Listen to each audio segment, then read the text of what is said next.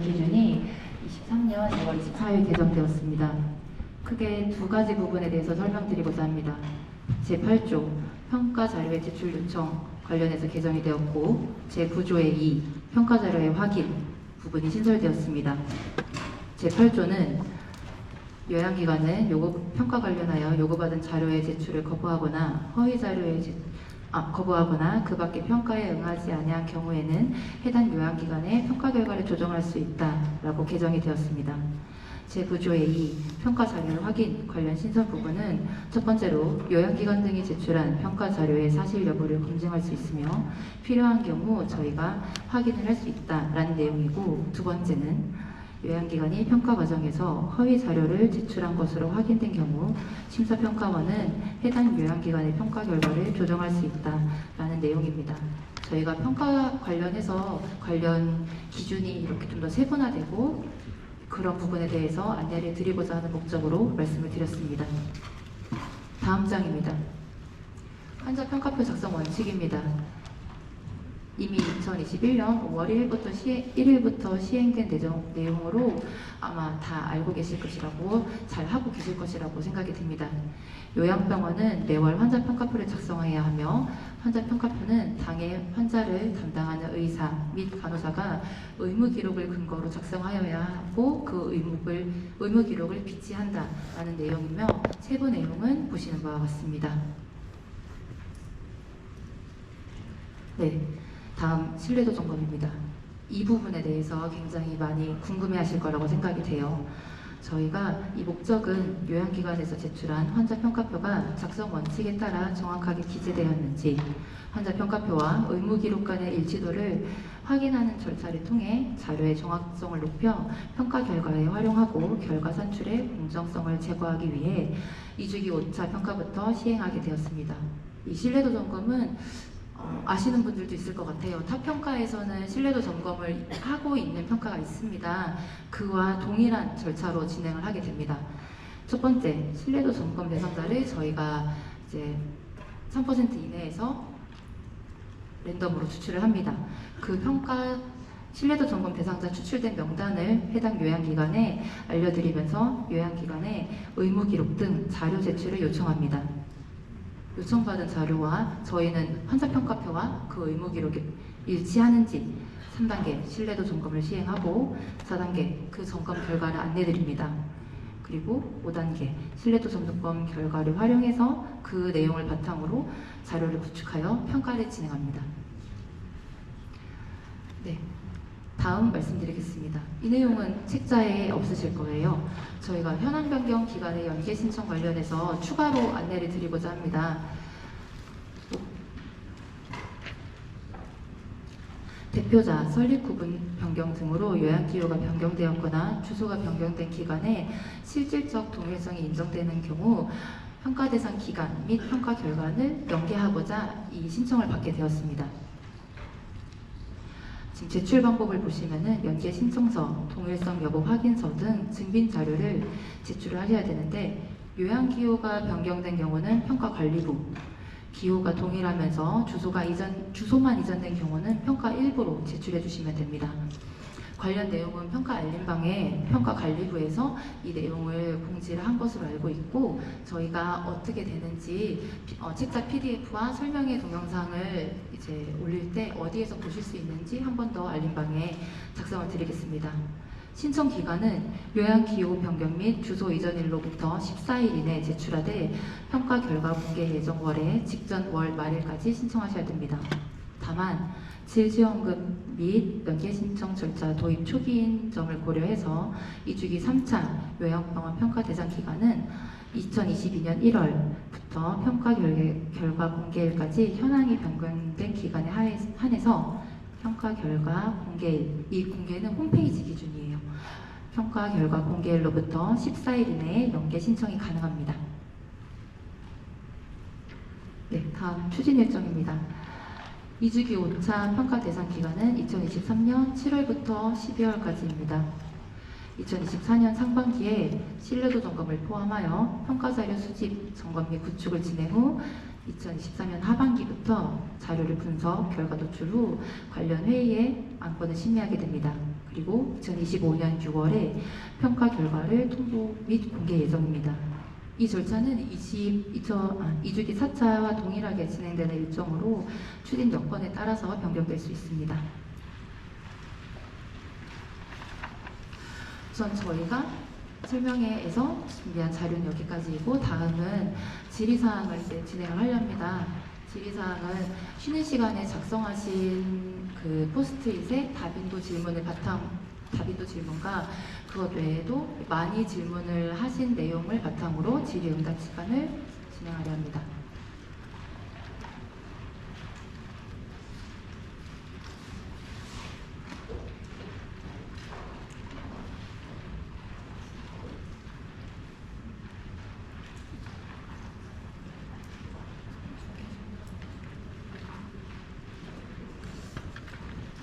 네, 질의응답 질문지를 혹시 뒤쪽에 많이 내셨는지 모르겠네요. 네네. 그리고 저희가 아까 쉬는 시간에 그 문의가 들어왔는데 2주기 4차 평가 지표와 2주기 5차의 평가 지표는 동일합니다. 가중치도 마찬가지로 동일합니다. 지금 현재 진행 중이고 결과가 나올 게 2주기 3차이다 보니 조금 혼돈스러운 부분도 있으신 것 같아서 다시 한번 4차와 5차는 지표와 가중치 다 동일함을 말씀드리겠습니다.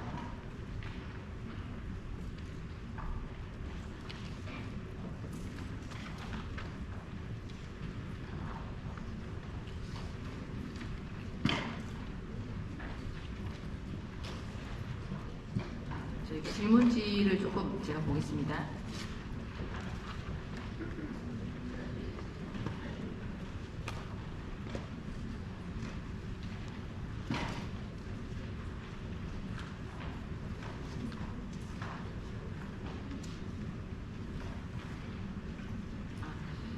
저희가 지표 산출을 할 때 부모의 지표 산출 제외 기준에 대해서 질문이 들어왔었는데요. 지표를 산출할 때 부모가 10건 미만인, 그러니까 부모가 10건 미만인 경우와 그 다음에 진료 영역의 지표가 결과치가 7개 미만인 경우에서는 결과값은 나오지만 등급은 제외를 하고 있습니다. 그렇게 하는 이유는 지표가 10개, 진료 영역의 10개 지표가 전부 결과값이 나온 기관들과 그렇지 않은 지표가 적게 나온 기관들과 동일한 사상에서 비교를 하고 종합 점수를 내고 등급을 매긴다는 부분이 조금 수용성 부분이 조금 떨어질 것 같아서 그렇게 저희가 하고 있고, 해당되는 분모에서 지표가 10건인지 아니면은 이 부분이 7건인지 이런 부분은 결과를 산출하고 나서 평가 대상 기간에 얼마나 이 수치를 심의를 돌려봤을 때 해당되는 기간이 많이 있는지, 그 다음에 아니면은 부모 건수를 7건을 했을 때 혹은 부모 건수를 6건을 했을 때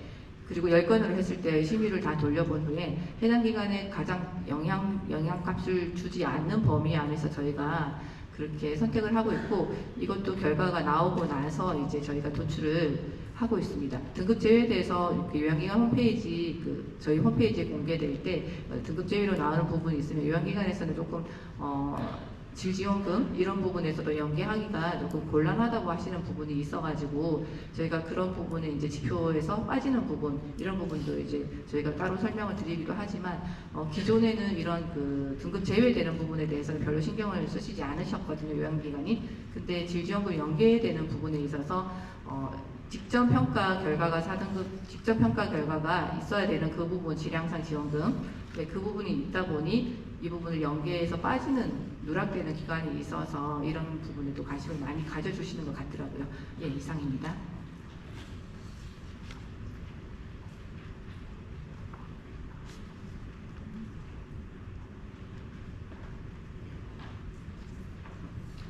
그리고 환자 평가표 작성을 하실 때 저희가 월 말에 입원을 하신 분들 같은 경우는 말에 환자 관찰 기간이 일주일이 안 되거나 이렇게 해서 월 초에, 그러니까 7월 한 25일에 입원하셔가지고 관찰 기간을 일주일 동안 관찰을 하시는데 모자라서 다음 달 초에, 그러니까 8월 2일쯤에나 환자 평가표를 작성을 하신 경우가 있었어요.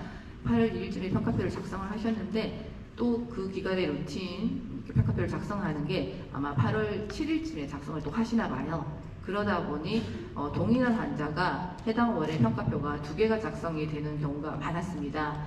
근데 그 2개 작성한 것 중에서 어떤 거는 뭐 바디웨이트가 체크가 되고 어떤 거는 체크가 되지 않았고 뭐 이런 부분도 조금 있었지만, 이런 경우에 이제 어느 평가표를 환자 분류군에 적용을 하는지 사실 저희도 그 부분에 조금 의문이 있어가지고 해당 그 완화요양수가부에 문의를 드렸습니다. 그러니까 그 원래 이제 평가표 작성을 하면서 환자 분류군을 산정할 수 있는 기준이 매달 첫 번째 작성한 환자 평가표 기준이고, 그리고 평가표는 그 달에 그 하나가 기준이고, 환자가 이제 폐렴이나 폐혈증으로 인해 가지고 행위별로 접수가 되기 전까지는 어쨌건 그 환자에 해당되는 환자 평가표를 매월 1개로 하고 매월 첫 번째 평가표가 의미 있는 평가표라고 그렇게 답변을 주셨었거든요. 그래서 루틴으로 그 체크를 하시는 환자 평가표에서 기존에 작성한 게 그 달에 좀 이르게 작성하신 부분이 있는지를 한 번쯤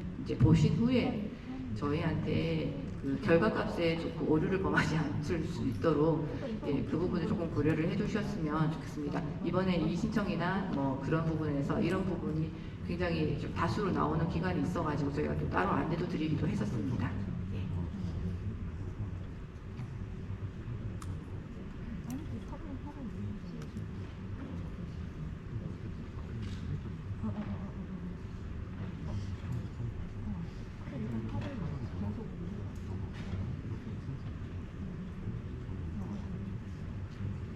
질문은 장기 입원 환자 분율에 대한 질문인데, 장기 입원 환자 분율이 저희가 의료 최고 고도, 의료 중도를 그 지표에서 제외를 하고 있습니다. 왜냐면은 장기 입원에서 기존에는 의료 최고도와 의료 고도만 제외를 했었는데, 그 의료 중도도 그 환자분들 중에서는 퇴원을 할 상태가 아니신 분들이 되게 좀 많으시다고 이런 의견이 이제 반영이 되어서 저희가 의료 중도 부분이 위주기 3차 때인가 그때 한번 지표로 제외 기준으로 더 넣어서 그 부분을 포함을 해서 결과가 산출되는 바 있습니다. 그리고 저희는 그 지표를 변경하거나 그리고 해당 결과가 나왔을 때 그 요양병원 협회라든지 이런 부분에서 지표를 조금 더 보완을 하거나 또 반영이 필요하거나 아니면 제외 기준에 대해서 이런 부분을 조금 시정이 되었으면 좋겠다 싶은 부분에 대해서 각 그 학회 그리고 요양병원 협회에 저희가 의견 수렴을 받고 있습니다. 그래서 그 매번 평가 차수 시행하기 전에 그런 의견 수렴에 대해서 검토를 하고 회신을 보내고 저희가 이렇게 해서 반영이 되는 부분 또 이런 부분을 참고해서 반영이 되지 못한 부분에 대해서 답변이 계속 나가고 있고, 그리고 또 요즘에 가장 좀 많이 질문을 하시는 게 뭐 의료 환자분이 이제 의료 경한 환자분, 예를 들면은 장기 입원 환자분들의 비율이 경한 환자가 있으신 분들은 퇴원율이 높기 때문에 결과가 좋게 나오지 않느냐 뭐 이런 부분이 조금 질문이 좀 있으셨거든요.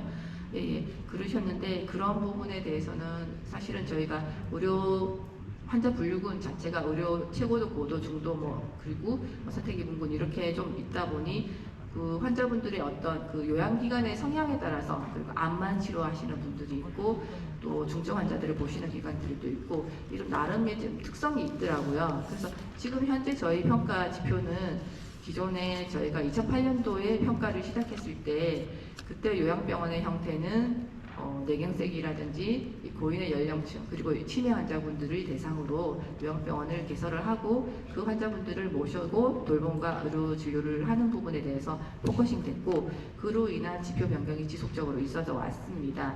그리고 현재 최근에 이제 각 요양병원이 전문 재활만 하는 병원, 암 치료를 하는 병원, 그리고 중증 환자를 보는 병원 이렇게 나름의 그 변화를 좀 겪으시더라고요. 그래서 그 부분을 저희가 이제 조금 반영을 해야 되지 않느냐 해서 그러한 방향성도 지금 저희가 검토를 하고 있고, 정부 복지부나 그 해당되는 수가에서도 그렇게 검토 중인 걸로 알고 있습니다. 아마 거기에서 어떤 정책적인 부분, 제도 개선이라든지 되는 부분, 그런 부분 안건이 나오면은 저희도 이제 그 변화되는 부분에 발맞춰 그 지표를 정비하고 보완을 해야 되는 그런 작업을 할 예정입니다. 질문이 생각보다 많이 안 들어왔습니다. 예. 혹시 지금 여기서 질문을 하실 분이 계신가요? 네.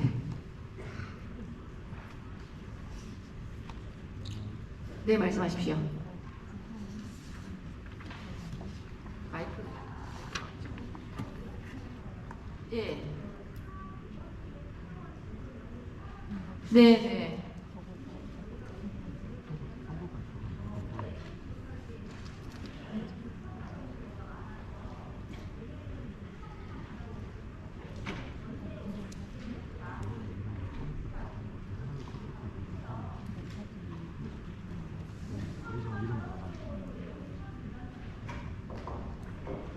환경시설의약품 말씀하시죠?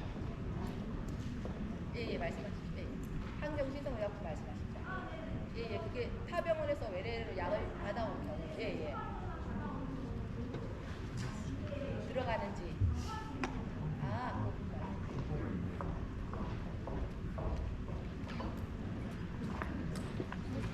방금 질문에서 이제 항정지성 의약품 처방률 말씀하셨습니다.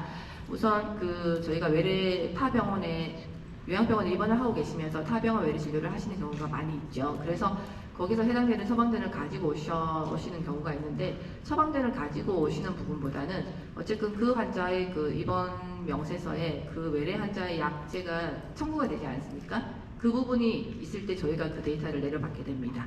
이해되셨죠? 네네. 네.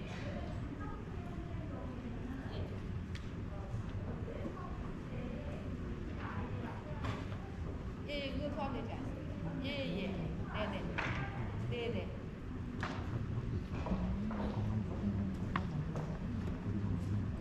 또 궁금하신 점 말씀해 주십시오.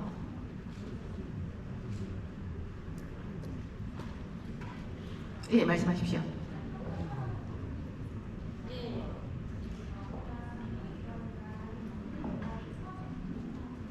뭐 헤비. 저희 정의수가 많아요. 예.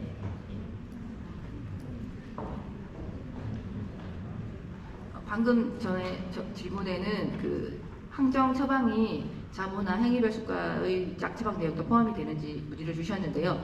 저희는 정액수가 청구분에 대해서만 그 자료를 검토하고 있습니다. 예. 새로 생긴 욕창, 네. 네네. 예. 네.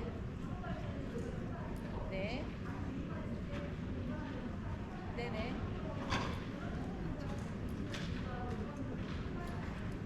이거 말씀드릴게요.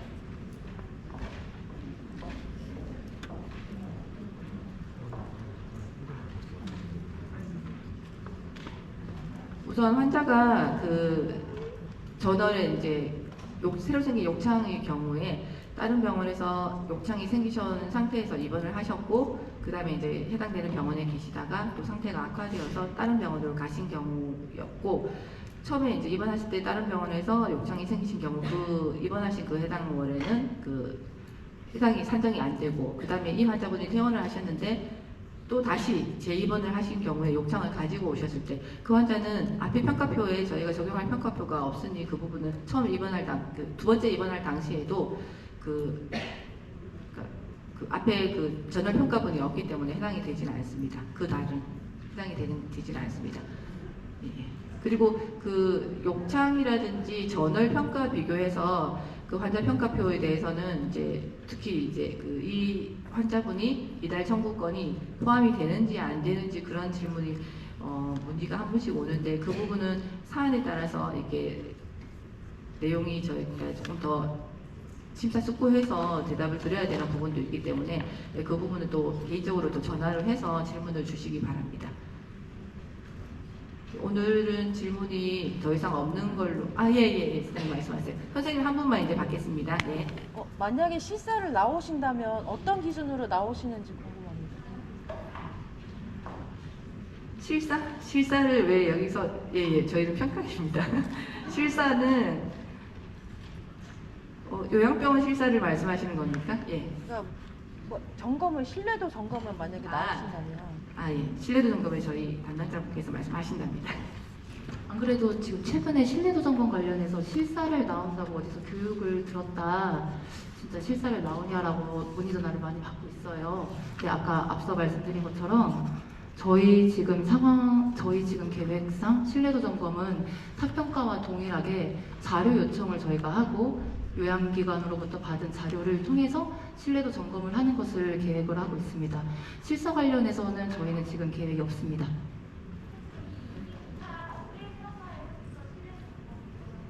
네, 맞습니다.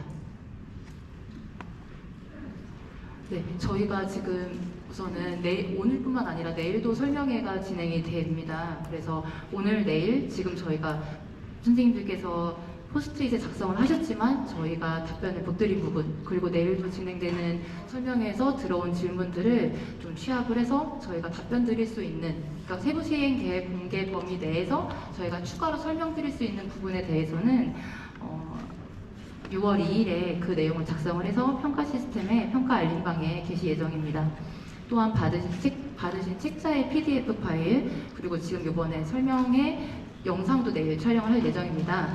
책자의 PDF 파일과 설명회 영상도 6월 2일 평가 시스템의 평가 알림방에 게시 예정입니다.